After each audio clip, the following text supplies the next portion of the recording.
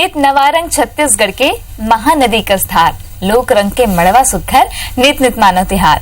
जय जोहार गीत संगीत की गुड़ी छत्तीसगढ़ के रंग में आपन के स्वागत है। मैं हूं आपन संग तृप्ति सोनी। आज के हमारे पहुना है लोक गायक अरविंद नारंग जी। अरविंद जी स्वागत है आपन के। जय जोहार जय छत्तीसगढ़। अरविंद जी सबसे पहले तो यही जानना चाहूँ कि कब से शुरुआत करे हो लोकगीत गाय की? मैं 2007 से शुरू करे हूँ छत्तीसगढ़ी गीत गाय से। वैसे तो मोर बचपन से रुचि रही से संगीत में, लेकिन जब मैं हाई स्कूल में गई हूँ तो मोर मुलाकात अटल दास मानिकपुरी जी जो संगीत के बहुत बड़े कलाकार हैं, लोक कलाकार हैं, ओकर से मोला सीखे बर मिली से और बारीकी से जाने बर मिली से संगीत के बारे में। और साथ ही मोर माँ बाप मोर भाई बहन के भी सहयोग है, जेकर बदौलत मैं आज यहाँ तक पहुँचे हूँ। सबले पहले का सुना था फिर था? मैं छत्तीसगढ़ी गीत सुनाऊंगा आप मल्ला धरती वंदना। छत्तीसगढ़ के भुइया धरती दाई के छैहा, छत्तीसगढ़ के भुइया धरती दाई के छैहा, छत्तीसगढ़ के भुइया धरती दाई के छैहा, दुनिया ले हावे महान रे होत बिहनिया सुन चिड़िया बुलाए राम राम रे, होत बिहनिया सुन चिड़िया बुलाए राम राम रे, बुलाए राम राम रे, बुलाए राम राम रे, बुलाए राम राम रे, बुलाए राम राम रे, बुलाए राम राम रे, बुलाए राम राम रे।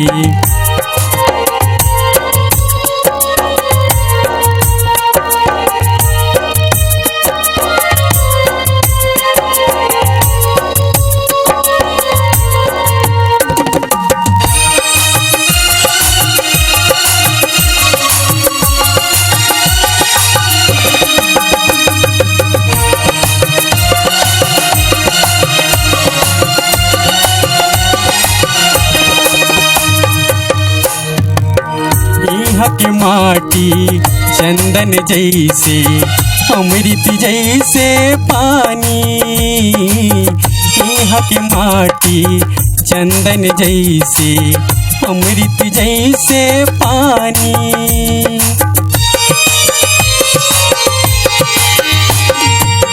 जुर्मिल लैका सियान सबोझन करते जांगर ठोर किसानी, जुर्मिल लैका सियान सबोझन करते जांगर ठोर किसानी, मुरी धान कटोरा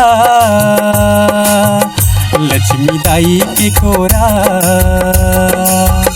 मुरी धान कटोरा लक्ष्मी दाई के कोरा, ये हमर पहचान रे होत बिहनिया सुन चिड़िया बुलाए राम राम रे, होत बिहनिया सुन चिड़िया बुलाए राम राम रे।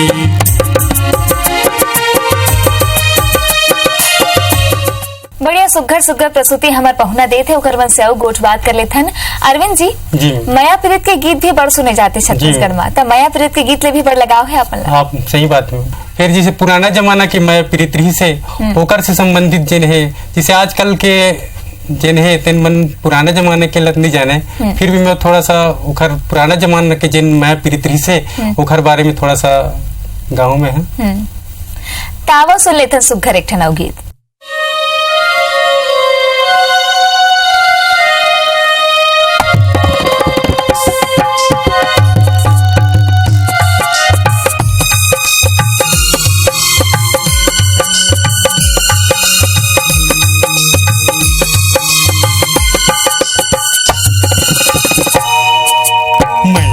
बिरुवा में आबे वो सुरताल झन भुलाबे ना, माया की छैया में आबे वो सुरताल झन भुलाबे ना, हाय रे माया रूते सांझ के अचरा मोर मायाला बांध ले, है अचरा मोर मायाला बांध ले।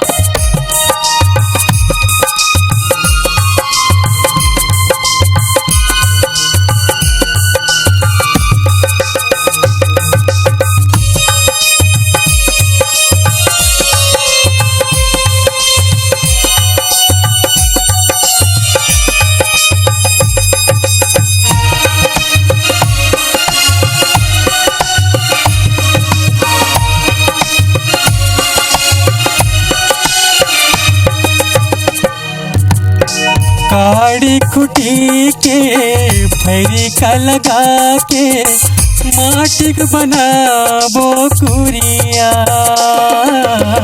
पीपर पाना के तारा लगा के खेलबो दोनों घर गुंदिया।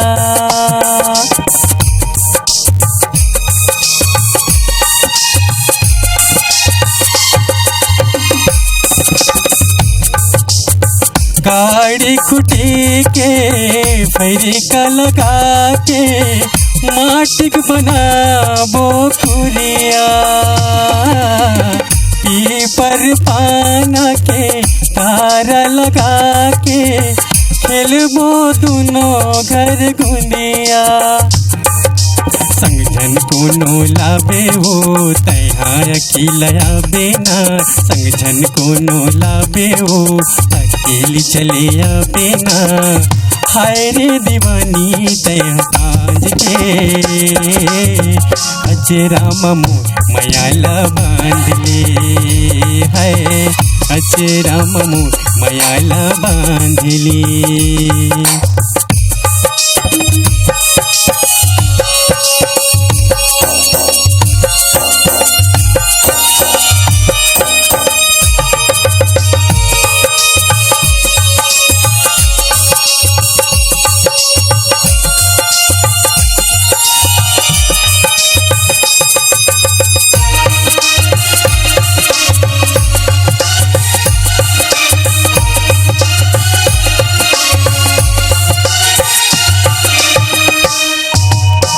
कभू झन छूटे हमर माया ऐसे प्रीतिया लगाबो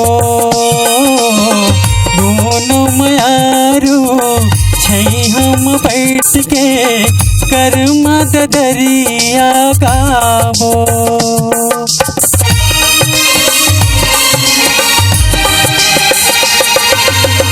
कभू झन छूटे हमर माया ऐसे प्रीतिया लगाबो दोनों मायारू छै हम बैठ के कर मद दरिया गाबो।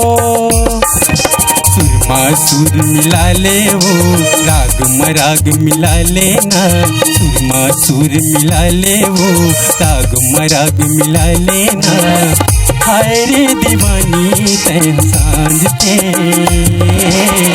अचरा ममो मयाला बांध ले है अचरा ममो मयाला बांध ले।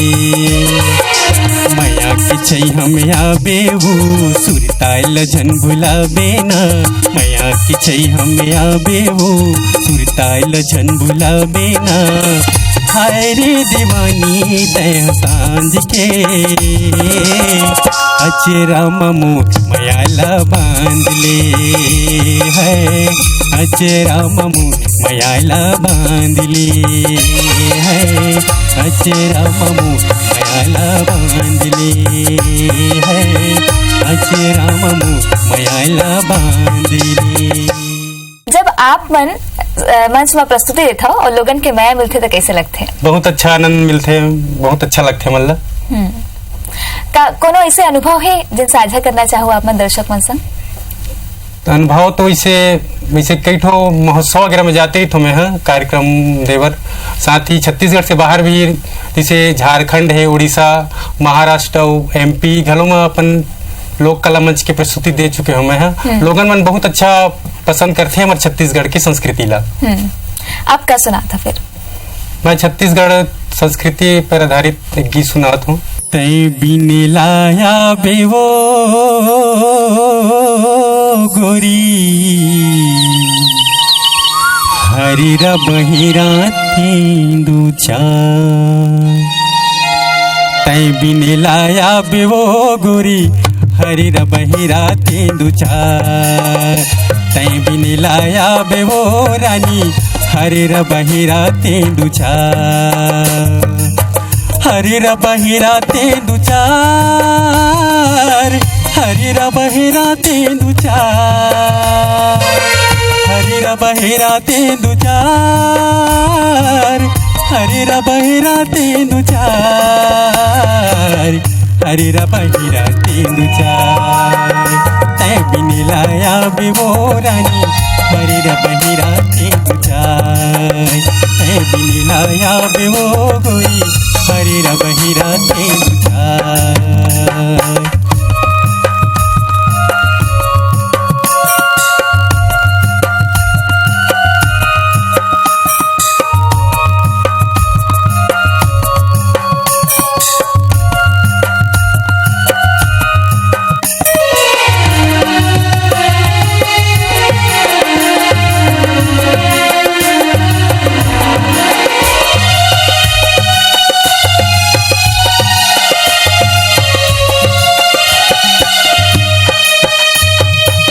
परिसरवार जेमा कोयली के बसेरा वो कोयली के बसेरा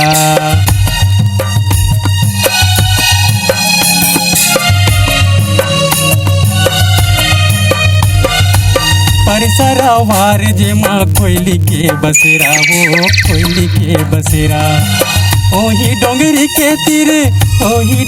के तीर हवे मोरी डेरा तै बिनिलाया बेवोरानी हरि र बहिरा तेंदु चार तै बिनिलाया बेवोरानी हरि र बहिरा तेंदु चार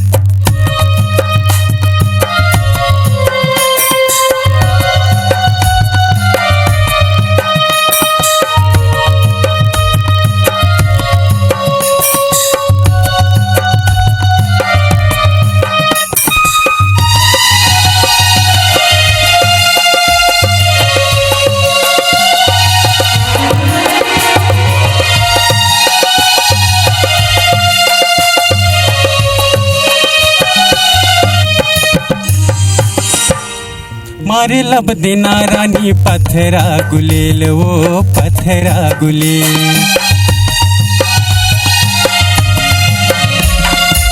मारे लब देना रानी पत्थरा गुलेल वो पत्थरा गुलेल गिरा दे हूँ महुआ टूरी पाका पाका बेल तै बिनिलाया बेवोरानी हरि र बहिरा तेंदु चार बिनिलाया बेवो गोरी पन्न बहिरा तेंदु चार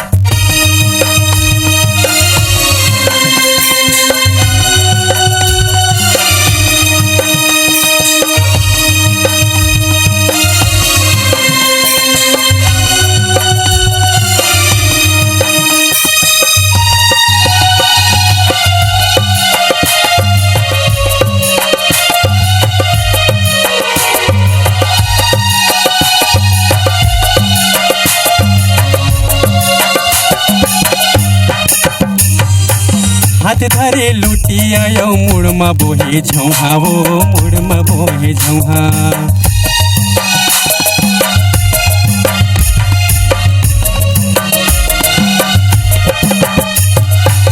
हाथ धरे लुटिया यो मुड़मा बोहे झौहा वो मुड़मा बोहे झौहा मंझनिया के बेरा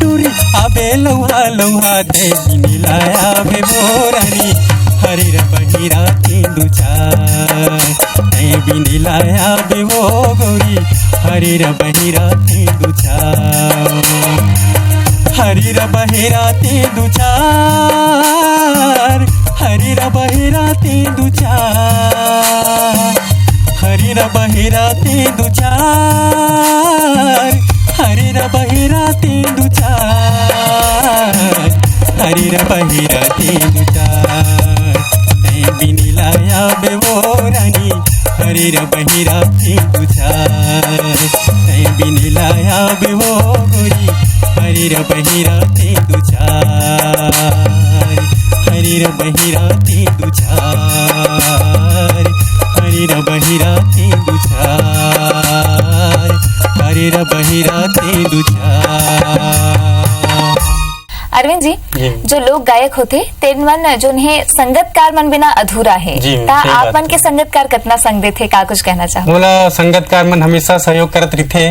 बीच बीच में हमार मन के से प्रैक्टिस होत रहिथे, बैठत उठत इसे रिथन। और साथ ही कार्यक्रम वगैरह होते तो फिर रिहर्सल वगैरह होते, उमा भी अच्छा ये मिलते। साथ ही मोर जिन गुरु है अटल दास मानिकपुरी जी, जिन हमेशा मोर साथ में रहिथे और मोर हमेशा हारमोनियम वादक भी हुआ, वो हम हमेशा मतलब समय समय में सहयोग करत रहिथे और ज्ञान देते रहिथे मोला।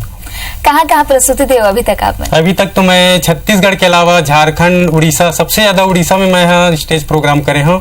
साथ ही एमपी है, महाराष्ट्र है, यूपी में भी कार्यक्रम करे हूँ। ओकर अलावा मैं जिसे महोत्सव वगैरह में भी जाता हूँ, राजीव महोत्सव है, भोरम दे महोत्सव में भी बहुत सारा कार्यक्रम करे हूँ। अरविंद जी के जिंदगी के अनुभव ला आऊ जानबो, फिर एक ठन सुघर गीत ओखर मन के अभी सुन लेथन। मन ला मिला के जादू डारी रे दिल मोहनी, रस तारी गाते आँखी मारी, रस तारी गाते आँखी मारी।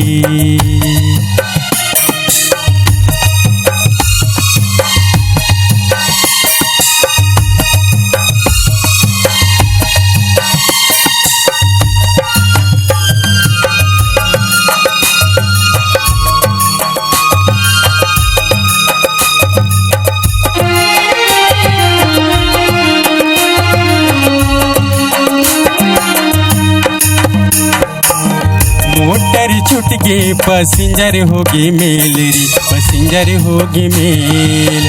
मोटर छूट के पैसेंजर होगी मेल रे, पैसेंजर होगी मेल।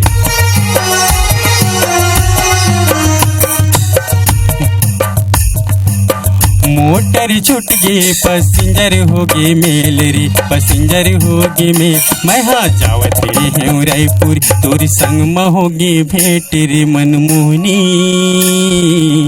मन ला मिला के जादू डारे, मन ला मिला के जादू डारे रे दिल मोहनी।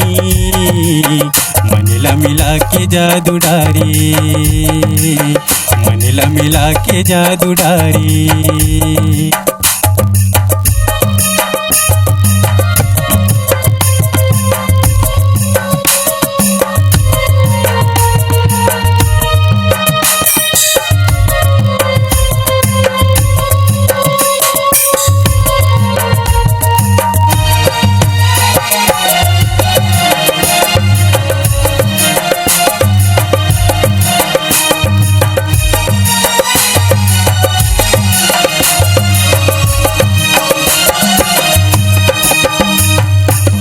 एक पेड़िया माँ 36 पेड़ जाम, वो 36 पेड़ जाम। एक पेड़िया माँ 36 पेड़ जाम, वो 36 पेड़ जाम। एक पेड़िया माँ 36 पेड़ जाम, वो 36 पेड़ जाम। छते रंगीला उड़ा दी, छते रंगीला उड़ा दी, लगथे मुला घाम रे दिल मोहनी। रस तारी गाते आँखी मारे, मन ला मिला के जादू डारे रे दिल मोहनी। रस तारी गाते आँखी मारे, मन ला मिला के जादू डारे रे दिल मोहनी। रस तारी गाते आँखी मारे, रस तारी गाते आँखी मारे, रस तारी गाते आँखी मारे, रस तारी गाते आँखी मारे। अरविंद जी, आज के जब नवा पीढ़ी है तेन मन कहूँ न कहूँ छत्तीसगढ़ी संस्कृति ला बिसरात है, इसे देखे बर मिलते। का लगथे आप ला का संदेश मन ला देना चाहूँ? जैसे कि मैं बोलना चाहता हूँ कि बड़ोरा बड़ोरा ऐसे होते कि 4 दिन आते और बड़ोर के चल देते, लेकिन मैं चाहता हूँ कि पुरवई बन के रहो। पुरवई सबला आनंद महसूस होते, सबला अच्छा लगते। ओकरे साथ छत्तीसगढ़ की जन संस्कृति है ओला बचा के रखो, ओला आगे बढ़ाओ, हमार अवैया पीढ़ी मन बर बचा के रखो। छत्तीसगढ़ की संस्कृति ला पैसा के लालच में पैसा के लालच में अपन ला छत्तीसगढ़ की संस्कृति ला बदनाम नहीं करना है, अपन ला आगे बढ़ाना है छत्तीसगढ़ की संस्कृति ला। बिल्कुल, इस बढ़िया सुघर संदेश है माटी के मरम ला चिन्ह और पुरवई कस जो महक थे और बगर थे और सबो डहार अपन छाप छोड़ जाते ऐसा संस्कृति हमारे छत्तीसगढ़ के है तेला आगू बढ़ाते अरविंद नारंग जी हा एक ठन और गीत ओकर मन के सुन लेथन।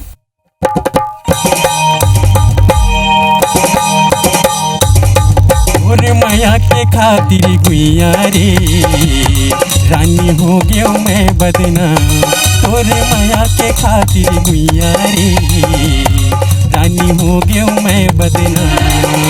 गली गली माँ हुआ ते चर्चा, रायपुर शहर माँ छप के परचा। गली गली माँ हुआ ते चर्चा, रायपुर शहर माँ छप के परचा। हो गयो मैं बदनाम, रानी हो गयो मैं बदनाम, तोरे माया के खातिर गुइया रे रानी हो गयो मैं बदनाम।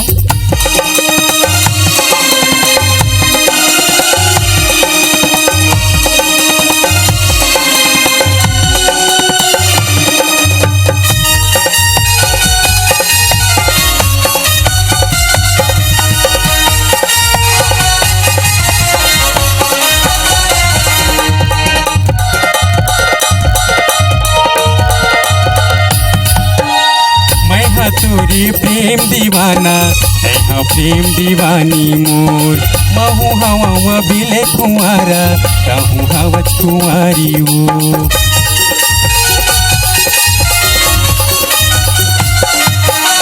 मैं हाँ तोरी प्रेम दीवाना है प्रेम दीवानी मोर, महू हवा बिले कुंवारा कहूँ हवच कुंवारी हो। तोर सुदमा दिल के चैना लुटा गे, घर खुरिया ये जमाना भुला गे। तोर सुदमा दिल के चैना लुटा गे, घर खुरिया ये जमाना भुला गे। बन गयो मैं देवदास हो, रानी हो गयो रे बदनाम, तोरे माया के खातिर गुइया रे रानी हो गयो रे बदनाम। हमारे कार्यक्रम के बारे में का कुछ कहो? आप मन के कलाकार बहुत मतलब कार्यक्रम के बहुत बहुत धन्यवाद जिन्हें मुझे यहाँ मौका दे, बहुत बहुत धन्यवाद सबके। आप मन भी बढ़िया सुघर सुघर प्रस्तुति आप मन की टीम हादीस आप मन के बहुत बहुत धन्यवाद। बहुत बहुत धन्यवाद।